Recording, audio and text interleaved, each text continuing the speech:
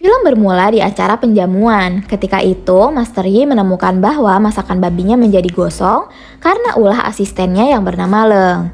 Dan karena masakan babi adalah bintang dari hidangan penjamuan, akhirnya Master Yi meminjam golok kepala naga yang menjadi warisan turun-temurun untuk mengganti masakan babinya. Dengan menggunakan golok itu, Master Yi langsung memotong daging babi itu dengan sempurna.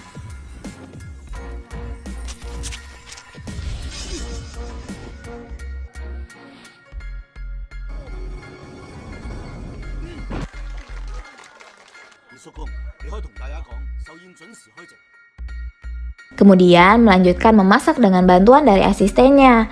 Namun tidak lama kemudian semua pengunjung yang memakan masakan babi itu menjadi sakit. Ternyata yang tadi diberikan oleh Leng bukanlah garam, melainkan obat yang menyebabkan orang yang memakan masakannya menjadi sakit perut. Master Yi yang marah langsung mengejar Leng dan menghajarnya.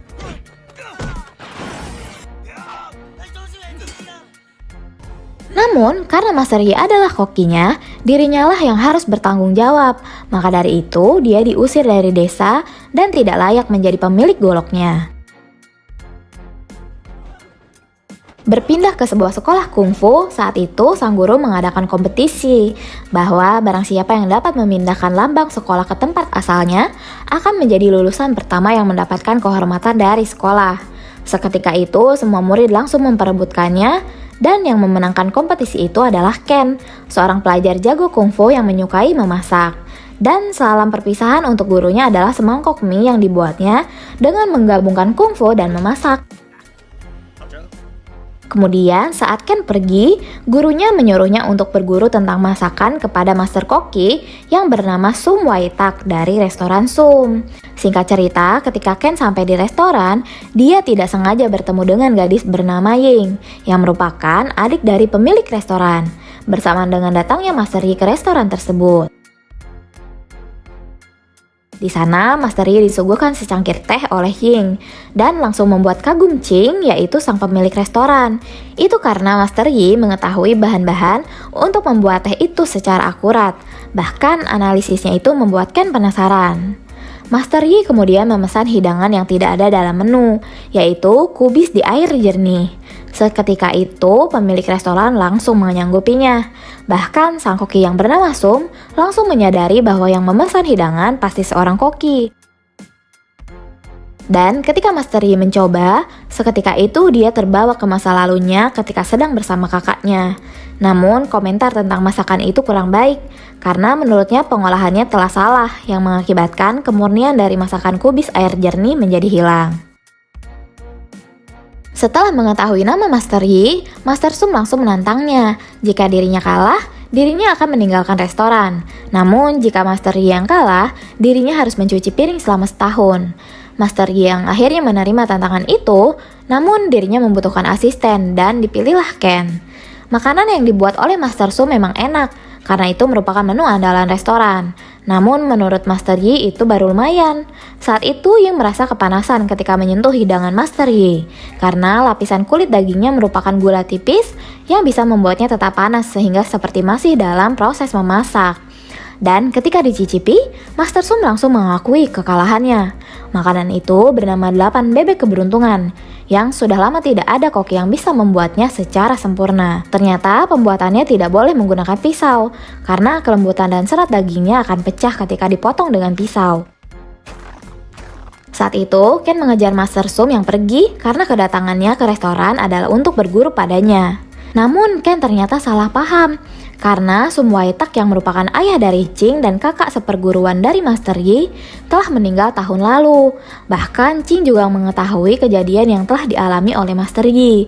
Namun dirinya yakin bahwa Master Yi tidak bersalah karena seorang yang menyukai memasak tidak akan melakukan itu. Karena sekarang restoran tidak mempunyai koki, Ching akhirnya meminta Master Yi untuk menjadi kokinya. Dan karena Master Yi merasa berkewajiban untuk menjaga restoran Sum, akhirnya dirinya pun menyanggupi walaupun dengan syarat dirinya membutuhkan asisten dan Master Yi menginginkan Ken. Tidak lama kemudian, Ken kembali datang. dan langsung menantang Master Yi dalam bidang keahlian memotong. Ken memulainya dengan memotong ikan globe, yang mana kecepatan dan ketajaman pisau sangat mempengaruhi hasil, dan tentu saja hasilnya pun sangat memuaskan. Namun Master Yi tidak mau kalah, dirinya memotong ikan air tawar yang normalnya rasa dagingnya tidak dapat menandingi ikan globe. Namun setelah dicoba, Ken terkejut dengan rasanya karena ternyata Master Yi memotong dengan pisau dingin yang membuat rasa ikan menjadi lebih lezat. Bahkan yang paling mengejutkan, teknik memotongnya itu tidak membuat ikan mati setelah diambil dagingnya. Karena kagum akan kehebatannya, Ken ingin berguru kepada Master Yi. Bahkan dirinya rela mengasah semua pisau yang telah berkarat dengan sukarela. Beberapa hari kemudian, ketika Master Yi sedang bersama dengan pemilik restoran, dirinya teringat dengan keponakannya, yaitu Jo Wong Kai, yang merupakan pemilik restoran Raja Kanton. Bahkan Master Sum datang ke sana untuk melamar menjadi koki setelah dirinya dikalahkan seseorang dalam pertandingan memasak. Setelah mendengar nama yang mengalahkannya, Jo langsung marah karena suatu alasan yang telah terjadi di masa lalu. Saat itu, ketika Jo masih kecil, ayahnya yang merupakan kakak dari Master Yi sedang marah karena Master Yi menyembunyikan golok kepala naga. Karena golok itu merupakan simbol koki terhebat yang diwariskan turun-temurun. Mereka berdua ketika itu memperebutkannya, bahkan sampai bertarung.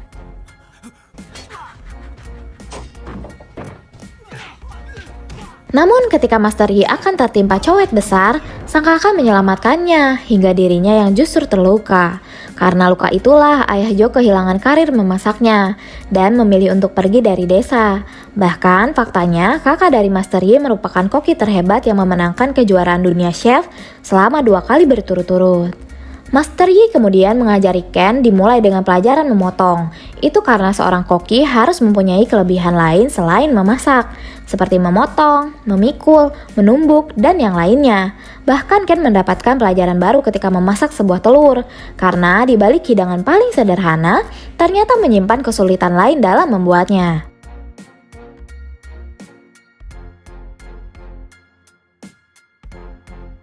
Adik pemilik restoran bernama Ying juga diajari Master Yi dalam membuat saus. Namun ada satu keinginan yang masih belum tercapai, yaitu membuat puding kacang kubus yang akan diajarkan oleh Master Yi di kemudian hari. Singkat cerita, beberapa orang sedang makan di restoran mereka. Terlihat mereka menaruh paku di dalam makanan yang bertujuan untuk menghancurkan reputasi restoran Sum.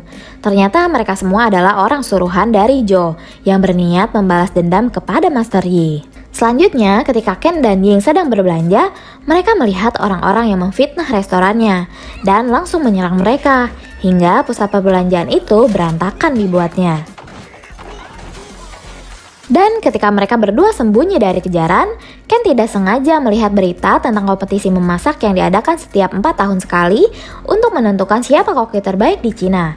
Berpikir bahwa itu bisa memperbaiki reputasi restoran, Ken akhirnya meminta Master Yi untuk mengikutinya. Saat itu, Master Yi menolak dan justru menyuruh agar Ken lah yang mengikuti kompetisi itu, dan berharap agar Ken bisa berjuang demi restoran, sambil memberikan suatu kotak kepada Ken.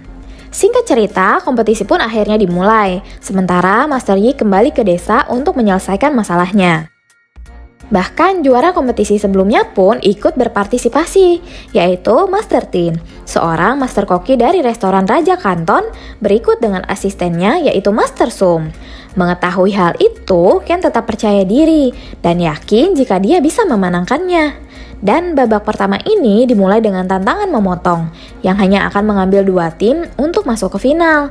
Saat itu, Ken akan membuat hidangan bernama 4 unggas keberuntungan, yang bahannya diisi dengan 4 macam unggas. Sedangkan tim lain memasak ikan dan kerang, serta Master Tin yang membuat hidangan kepala kerbau. Para juri menilai masakan semua peserta dari rasa, bahan, dan proses memasak.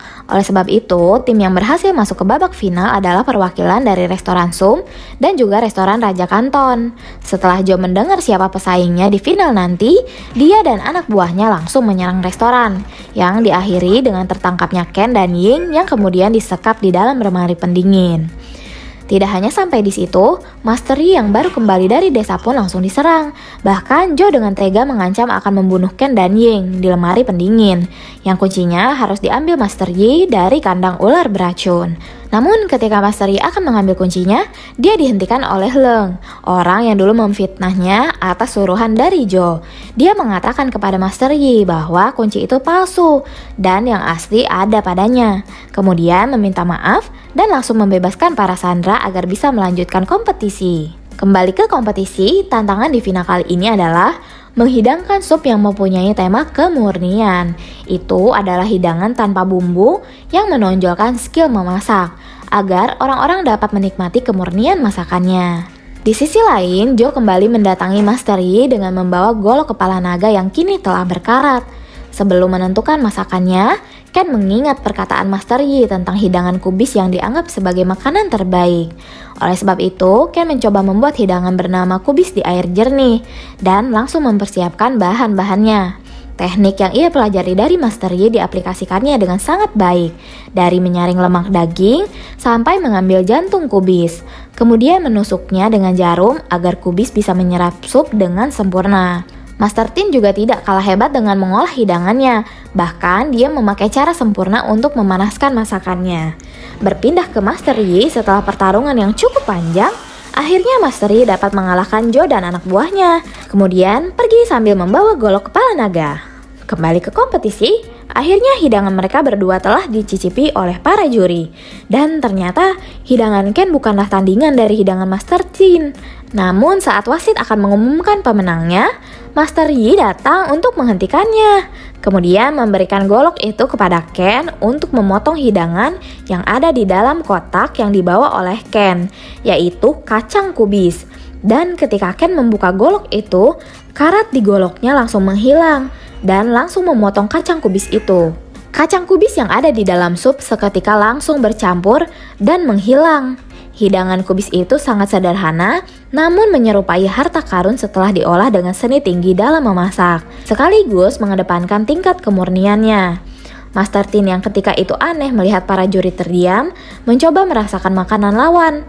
Dan setelah mencobanya, dia langsung melepas topinya untuk mengakui kekalahannya. Berkat makanan itu, Ken menjadi juara kompetisi masak ke-7 di Cina. Dan tidak hanya itu, ternyata kakak dari Master Yi yang merupakan koki terhebat pun hadir di sana. Bahkan terlihat akrab dengan sang adik. Di sisi lain, Jo yang melihatnya dari televisi langsung menyesal akan semua perbuatannya. Di akhir film, Master Yi dan kakaknya kemudian sepakat bahwa penerus yang berhak atas kepemilikan golok itu adalah Ken, dan berharap agar dirinya dapat membuat makanan lezat menggunakan golok itu. Sebetulnya film ini cukup menarik dan dapat dikonsumsi semua umur. Namun film ini gagal dalam mengemas adegan dari film bertema memasak, terutama pada adegan saat kompetisi. Terima kasih sudah menonton video ini sampai selesai. Sampai jumpa di video berikutnya.